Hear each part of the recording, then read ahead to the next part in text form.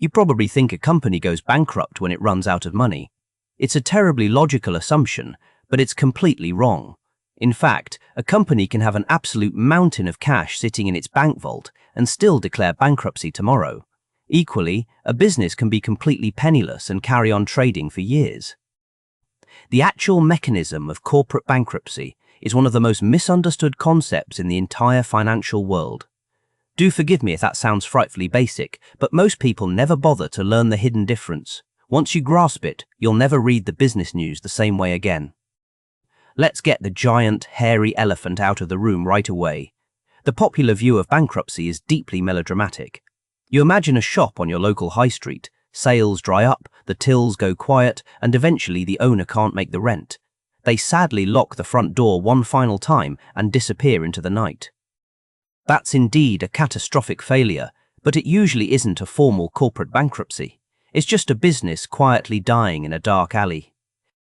Actual corporate bankruptcy isn't really about the amount of cash you currently hold. It's entirely about cash flow, which is simply the timing of when money enters and leaves your business.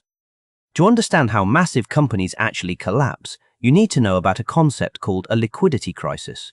Liquidity just means having ready cash available to pay your immediate debts. A company can be drowning in valuable assets, but still suffer a liquidity crisis if those assets can't be quickly converted into hard cash. This is the hidden trap that catches almost every giant corporation. Imagine a property developer who owns 50 luxury skyscrapers. They're clearly wealthy, with a net worth in the billions. The buildings are solid and highly valuable. But if the bank suddenly demands repayment of a short-term loan tomorrow, and the developer only has a few $1,000s in their current account, they can't just sell a skyscraper by Tuesday afternoon. They have a severe cash flow problem. They're illiquid. When a massive corporation fails, it's almost always because of this exact squeeze. So, if it's a liquidity crisis that destroys companies, the conventional view doesn't really apply. Companies don't fail because they have zero value. They fail because they have a timing mismatch between their immediate debts and their available readies. You can be incredibly rich on paper and completely broke at the same time. It's a ghastly predicament, I assure you. To see how this plays out on a massive scale, we need to talk about leverage. Leverage is simply the practice of using borrowed money to finance your company's operations and growth. In the corporate world, it's completely normal. You want to build a new factory, so you borrow $50 million from a bank or a group of institutional investors instead of saving up for decades. It makes perfect sense. It speeds up growth and rewards ambition. But borrowing money creates fixed obligations. These are debts you must pay on a strict, unforgiving schedule, regardless of how your business is performing. When you issue corporate debt, you agree to pay interest on a specific date every single month or every single quarter. If your business has a terrible season and misses even one of those payments, you trigger a technical default. A default is a legal breach of your contract. The lenders can then demand immediate repayment of the entire loan, which of course you can't possibly afford. This instantly turns a manageable business hiccup into a complete financial catastrophe. So how does a company actually file for bankruptcy? Let's imagine a hypothetical retail chain. We'll call it the Marvelous Pineapple Company. They sell exotic fruit-themed homeware to discerning customers. They expanded rapidly across the country using borrowed money. Leverage was their best friend. But then, a sudden shift in consumer behavior meant people stopped buying pineapple-themed lampshades. Sales plummeted, but the monthly debt payments to the banks remained exactly the same. This is where we meet the debtor in possession loan, often called a DIP loan. When a company formally declares bankruptcy, it doesn't immediately shut its doors.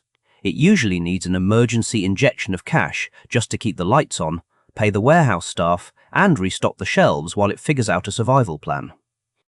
No sane lender wants to lend to a bankrupt company, so the court allows a special super priority loan.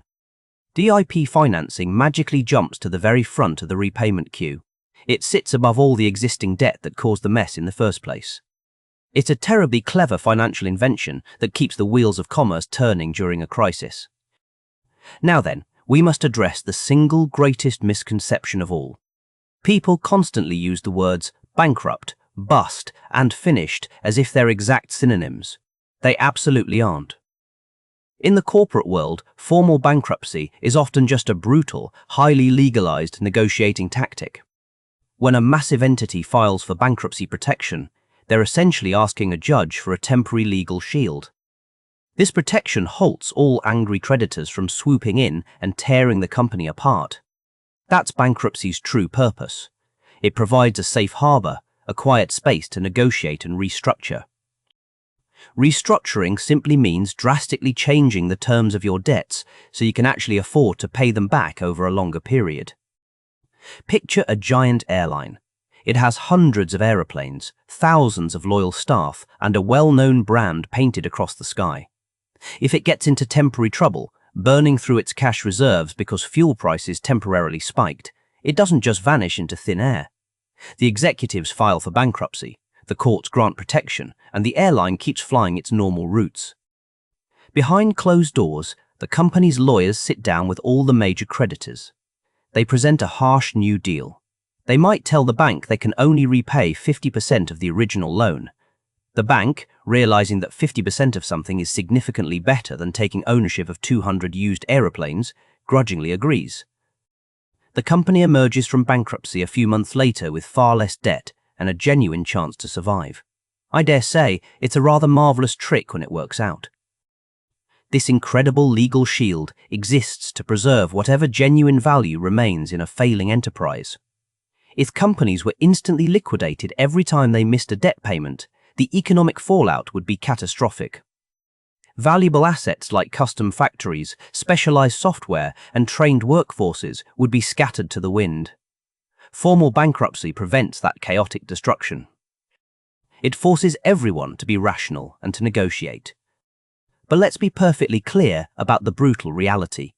Just because bankruptcy is often used as a clever negotiation strategy doesn't mean the original owners get to keep their toys.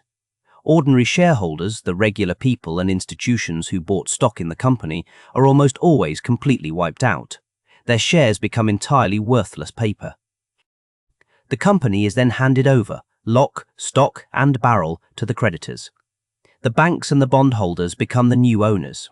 The old bosses are usually fired in disgrace, and the brave new management team is brought in to salvage the wreckage. It's a frightfully savage system, but it makes logical sense. The people who lent the money take the heavy losses, so they deserve to own whatever is left. We should also talk briefly about the alternative scenario. If the judge looks at the case and decides the business model is completely archaic and entirely doomed, restructuring won't be approved. In that dreadfully bleak scenario, the company is forced into liquidation. This is the painful process of selling off every single asset to the highest bidder. The trademark is sold, the office desks are auctioned off, and the entire operation is permanently erased from existence. This is the only time the conventional view of bankruptcy truly applies. This is the point of no return. So, the next time you see a terrifying news headline about a giant corporation filing for bankruptcy, don't automatically assume they've completely run out of cash. Look a little closer. They might just be playing a highly sophisticated game of financial chess. They're likely using the law to force their lenders to the negotiating table. It's rarely a simple story of an empty wallet. I'm rather curious to hear your thoughts on this. Which of these outcomes seems more ghastly to you, losing all your money because of a simple timing error or being forced to sell your entire life's work for pennies? Do tell me your thoughts down in the comments. If this untangled the hidden mechanics of corporate failure for you, do share the link with a friend who's always fretting over the business news. Give the video a generous thumbs up to help the algorithm share this clarity, and subscribe to the channel so we can unravel the next great puzzle together.